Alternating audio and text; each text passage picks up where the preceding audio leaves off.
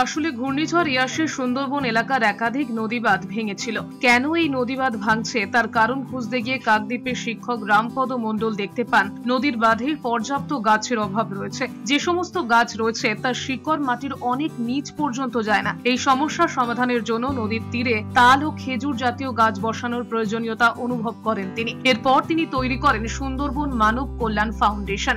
এই সংস্থা একাধিক কাজ করে সেখানে। সেই থেকে শুরু হয় ছাত্রছাত্রীদের নিয়ে তাল গাছ বসানোর কাজ। গাছ থেকে পাকা তাল কুড়িয়ে এনে সেই তালের আটি সংগ্রহ করেন তারা। এরপর সেগুলি সরাসরি মাটিতে বসিয়ে দেন সকলে। 5 থেকে 6 মাস পর তা থেকে চারা গাছ বের হয়। নদীবাঁধগুলিতে ব্যাপক হারে তাল গাছ লাগানো হলে নদীবাঁধের ভূমিক্ষয় যেমন কমবে, তেমনি নদীবাঁধ সংলগ্ন এলাকার মানুষজনগুলির আর্থসামাজিক উন্নয়নও ঘটবে বলে মনে করা হচ্ছে। আমাদের সুন্দরবনের যে প্রায় চারিদিকে যে নদীবাঁধ রয়েছে, এই নদীবাঁধ বিভিন্ন সময় জলোচ্ছ্বাসের কারণে এগুলো ভেঙে পড়ে, কাঁচা হওয়ার কারণে। কিন্তু সরকার থেকে কিংবা বিভিন্ন সামাজিক সংগঠনের পক্ষ থেকে যে উদ্যোগগুলো নেওয়া হয়, যে বৃক্ষরোপণ, নদীবাঁধকে শক্তপোক্ত করার জন্য কিন্তু সেই গাছগুলো যথেষ্ট নয়।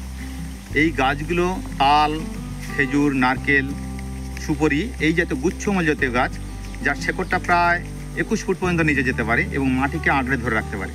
সেই উদ্যোগ নিয়েই আমরা 3য় বর্ষে দক্ষিণারপুর মৌজাতে আমরা তাল বীজ রোপণ কর্মসূচি নিয়েছি, যাতে নদীবাঁধকে শক্তপোক্ত করা যায়। এখানে আমাদের স্যারেরা আর কয়েকজন ছেলেরা মিলে নদী ধারে তালে আঠি লাগাচ্ছি, কারণ নদীর যে ধারগুলো আছে ওইগুলো ভেঙে নদীতে পড়ে যাচ্ছে। এইগুলো তালে আঠি লাগালে তাল গাছের যে শিকড়গুলো সেগুলো অনেক গভীরে যায় এবং মাটি ধরে রাখতে পারে।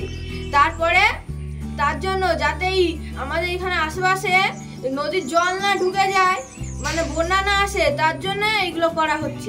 আমাদের এইখানে এই নদীর ধারের বাঁধটা মাটির বাঁধ হওয়ার কারণে বন্যা বা অন্যান্য জলোচ্ছ্বাসের কারণে ভেঙে পড়ে যায়, যার জন্য আমাদের ফাউন্ডেশনের প্রধান শিক্ষক মহাশয় মাননীয় রামপদ মণ্ডল মহাশয়ের নেতৃত্বে আমরা সুন্দরবন মানব কল্যাণ ফাউন্ডেশনের ছাত্রছাত্রীগণ এখানে তাল গাছের বীজ লাগাতে এসে এটা নিয়ে আমাদের 3য় বর্ষ পূর্ণ হয়েছে।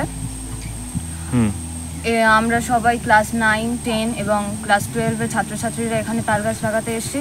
এর আগেও আমরা লাগাতে এসেছিলাম, যে গাছগুলো হয়নি তার জন্য আমরা আবার লাগাতে এসেছি।